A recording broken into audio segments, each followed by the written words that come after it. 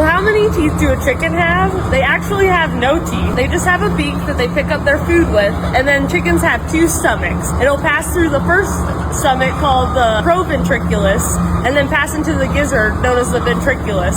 In the gizzard, when chickens are pecking around, they'll pick up little stones that we spread on the ground that add calcium to the diet, but also help them grind up the food in the stomach. 100 billion chicken eggs. That's the yearly output of the United States. Behind that staggering number is a finely tuned system, millions of hens, thousands of farmers, and technology that never sleeps. So how is this possible? Let's walk through the entire process, from the moment a chick hatches to the second it lands on your grocery store shelf. Producing billions of eggs starts with one thing: the right kind of chicken.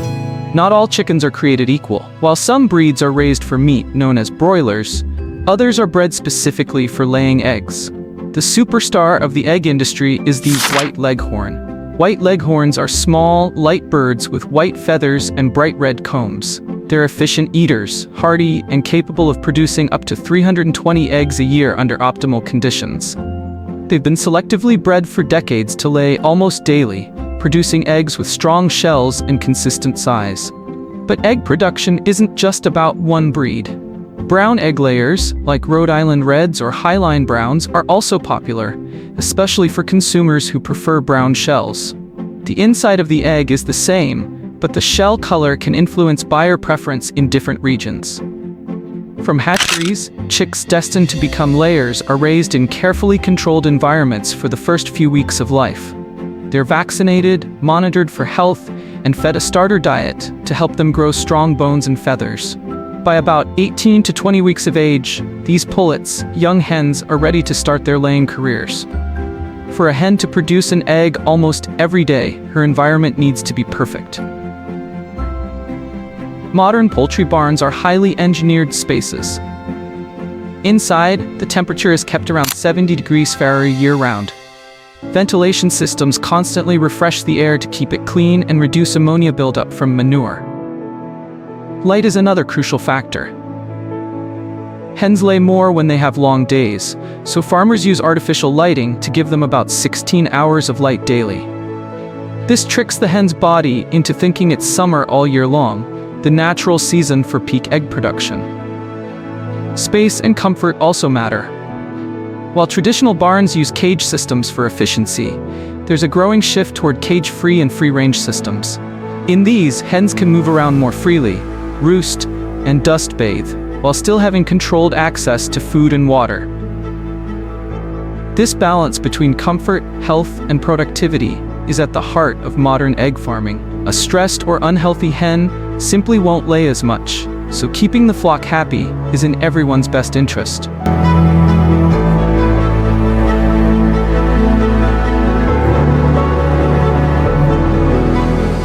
What a hen eats directly affects the quality of the eggs she lays. That's why feed is one of the biggest investments for an egg farm. A standard layer feed is a precise blend of corn and soy for energy and protein, calcium carbonate, often from ground limestone, for strong eggshells, vitamins A, D, and E for overall health, trace minerals like zinc, selenium, and manganese. Hens eat about a quarter pound of feed per day. On a farm with hundreds of thousands of hens, that adds up to massive quantities of grain, often delivered in bulk trucks and stored in towering silos outside the barns. Nutritionists and veterinarians work together to adjust feed formulas depending on the hen's age, season, and production levels. Too little calcium, and the eggshells might crack. Too much protein, and the hens may produce oversized eggs that are harder to pack and ship. It's a science that farmers take seriously. It takes about 24 to 26 hours for a hen to produce an egg. Inside her body, the yolk is released from the ovary, travels through the oviduct, gets surrounded by egg white, wrapped in membranes, and finally coated with a hard shell made of calcium. When the egg is laid, it lands gently on a slightly sloped surface. Gravity does the rest. The egg rolls onto a conveyor belt that carries it away from the laying area. This keeps the egg clean and prevents it from being stepped on or damaged by the hens.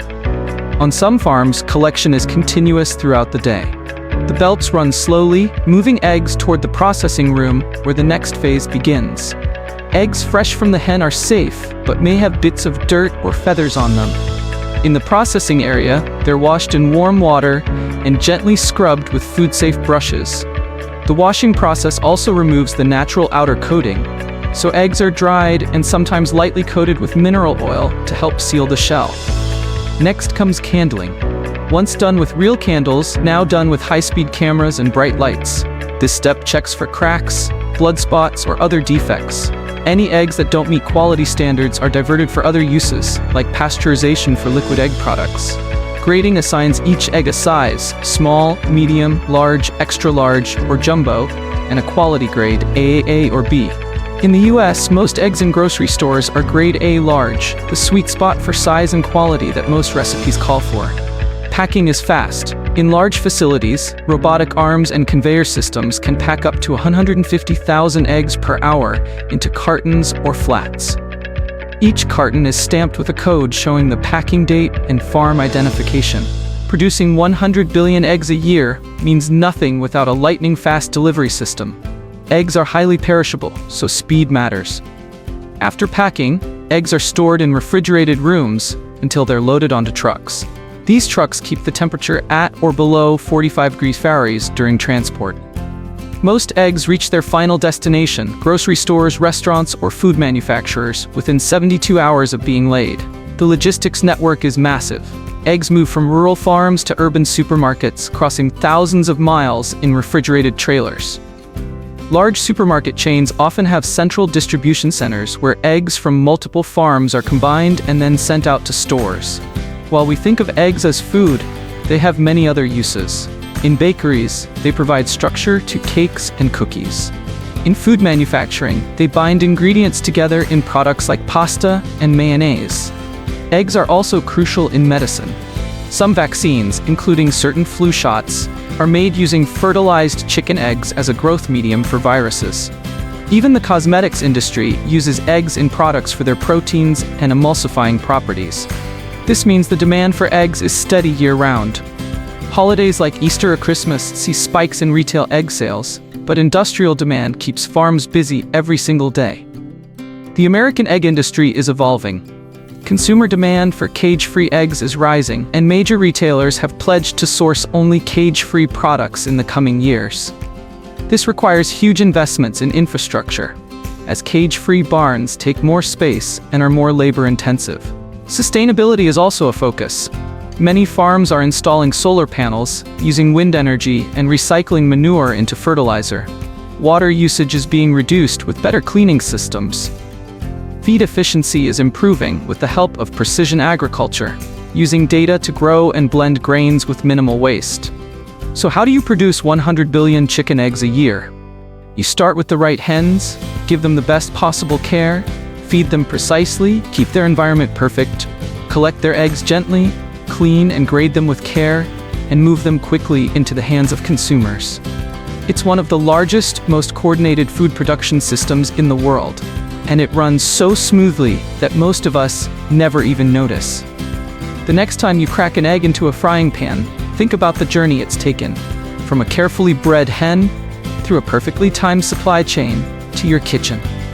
That little egg is part of a story that repeats itself more than 100 billion times every year in the United States, quietly, efficiently, and without fail.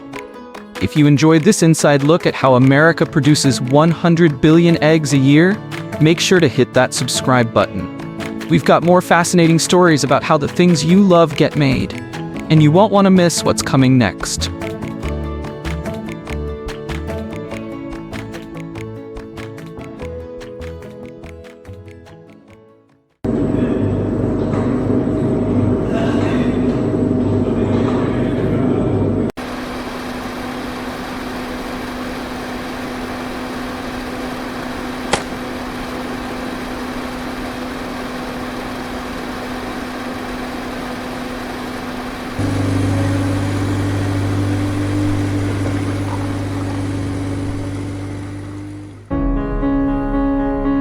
Butter, a golden spread that has been a staple in kitchens for centuries. From flaky croissants to sizzling pans, its rich flavor and smooth texture have made it one of the world's most beloved dairy products. But have you ever wondered how factories manage to produce tons of butter every single day while keeping it fresh, safe, and perfectly creamy? Today, we'll go inside a modern butter factory to uncover the fascinating journey, from raw milk to the neatly packaged blocks you see in stores. Before we dive deeper into the fascinating journey of how tons of butter are made, don't forget to hit the subscribe button and turn on the notification bell. That way you'll never miss any of our behind-the-scenes looks at how your favorite foods are created. Now, let's begin. Butter has been a part of human diets for over 4,000 years. The earliest records trace back to ancient Mesopotamia and India, where people discovered that shaking or churning cream separated fat from liquid, producing a rich and spreadable food.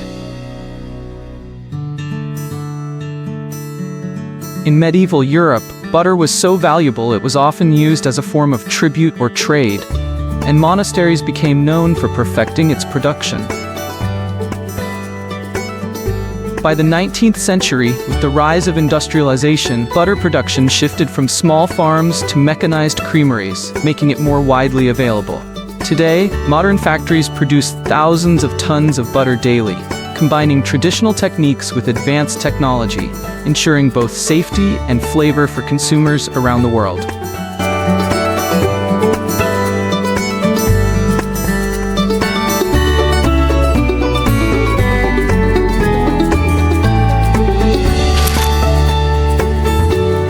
The process begins not in the factory, but on dairy farms. Every day, hundreds of cows are milked, and their fresh milk is immediately cooled to about 4 degrees Celsius to prevent bacterial growth.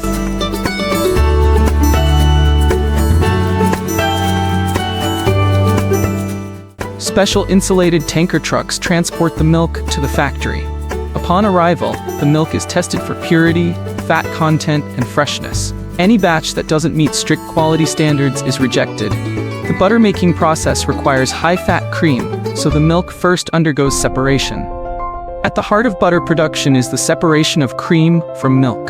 This is done using a machine called a centrifugal cream separator. Inside, the milk is spun at high speed, thousands of revolutions per minute. The heavier skim milk is pushed outward, while the lighter cream collects in the center. The cream extracted here typically contains 35 to 40% milk fat, the ideal starting point for butter. The skim milk isn't wasted. It's sent off to be used in products like cheese, yogurt, or powdered milk. To make the cream safe and extend its shelf life, it is pasteurized. This involves heating the cream to about 85 degrees Celsius for 15 seconds before quickly cooling it down. Pasteurization eliminates harmful bacteria while preserving the cream's natural flavor. It also prepares the fat globules for the transformation into butter. In many butter factories, especially those producing cultured butter, the cream is left to age in large stainless steel tanks. Beneficial lactic acid bacteria are sometimes added to give the butter a slightly tangy flavor and improve texture. The cream rests for 12 to 24 hours, thickening slightly and developing its signature aroma. Now comes the step most people associate with butter: churning. In the factory, massive continuous churn machines handle thousands of liters of cream at a time. The cream is agitated vigorously, breaking the protective membrane around the fat globules. As the fat globules collide and stick together, they form butter grains, while the liquid left behind becomes buttermilk. The sight is dramatic. Within minutes, the cream separates into golden clumps of butter floating in a milky liquid. The fresh butter grains are now drained of buttermilk. This liquid is collected and processed separately, often sold as a refreshing drink or used in baking. The butter grains, however, are not yet ready. They still contain too much liquid, and the texture needs refining. The butter grains are transferred into large butter workers, machines with rotating paddles. Here, the butter is kneaded to press out remaining buttermilk and achieve a smooth, uniform consistency. Salt may be added at this stage depending on the type of butter being produced. Salted butter lasts longer and has a distinctive flavor, while unsalted butter is prized by bakers for its neutral profile. Before packaging, the butter undergoes strict quality control checks. Technicians test for moisture content to meet legal standards, salt level, texture and color consistency, microbiological safety. Only butter that meets every requirement continues down the production line. Once approved, the butter is automatically portioned and wrapped. High-speed machines cut the butter into blocks, sticks, or tubs, depending on market demand. Foil wrapping or parchment paper protects the butter from light and air, preventing spoilage. Each package is stamped with a production code and expiration date before being boxed for shipment. Bookmark HQ. Butter is highly perishable, so it must be stored and transported under controlled conditions. Factories maintain storage rooms at 2 to 4 degrees Celsius to keep the butter fresh. Refrigerated trucks then deliver the butter to supermarkets, bakeries, and restaurants worldwide. From farm to fridge, the entire process is carefully timed to ensure that the butter remains safe and delicious. Factories don't let anything go to waste. Buttermilk is bottled as a beverage or dried into powder. Skim milk goes into cheese or yogurt production. Modern plants recycle water and energy, making butter production more sustainable. Some factories even use biogas from dairy waste to power their operations. If you enjoyed this look inside the butter factory, make sure to subscribe and hit the notification bell so you'll always know when we release a new video. Thanks for watching.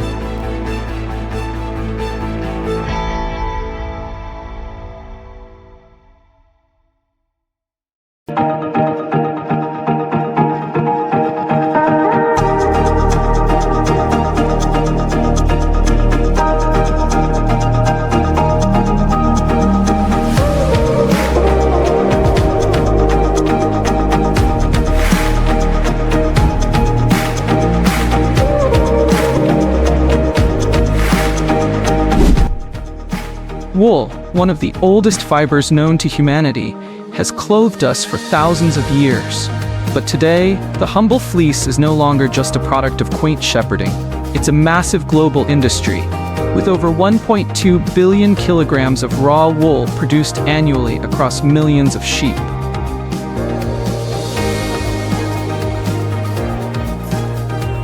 From vast ranches in Australia and New Zealand to cutting-edge processing mills in Europe and Asia, the modern wool industry is a fascinating blend of nature and high-tech innovation. So, how does wool go from a sheep's back to the world's wardrobes? How are millions of fleeces handled, sorted, cleaned, spun, and woven, all at industrial scale? Today, we take you inside the modern wool industry to uncover the step-by-step process of mass-producing wool, from the farm to the final fabric. It all begins on sprawling sheep farms, or stations, that can span thousands of acres. In countries like Australia, New Zealand, China, and Argentina, sheep are bred specifically for their wool, not just meat. One of the most prized breeds is the merino sheep, renowned for its ultra-fine wool fibers, often measuring below 20 microns, thinner than human hair. Farmers carefully manage flocks, ensuring optimal nutrition, genetics, and health to maximize fleece quality. In some large stations, thousands of sheep are herded by ATVs, drones, and sheepdogs to centralized shearing facilities. Wool growth depends on the season, climate, and breed, and sheep are typically shorn once a year. Each fleece weighs about 4 to 8 kilograms, with the finest wool growing around the shoulders and sides. The timing is critical. Shearing often occurs in spring, before summer heat, and just after lambing to reduce stress. And while it may seem rough, modern shearing techniques prioritize animal welfare. Shearers are trained to handle sheep safely and shear with electric clippers, not blades. In top facilities, a skilled shearer can clip over 150 sheep a day. The fleece is removed in one piece, keeping the structure intact. This blanket of wool is then tossed onto a skirting table, where it's quickly inspected. Once the fleece is shorn, it undergoes the first stage of sorting, known as skirting. Dirty or low-quality sections from the belly, legs, and hindquarters are removed as they contain more vegetable matter, sweat, and contaminants. The remaining fleece is then graded based on several factors: fiber diameter, measured in microns, staple length, strength and elasticity, color and crimp, natural waviness.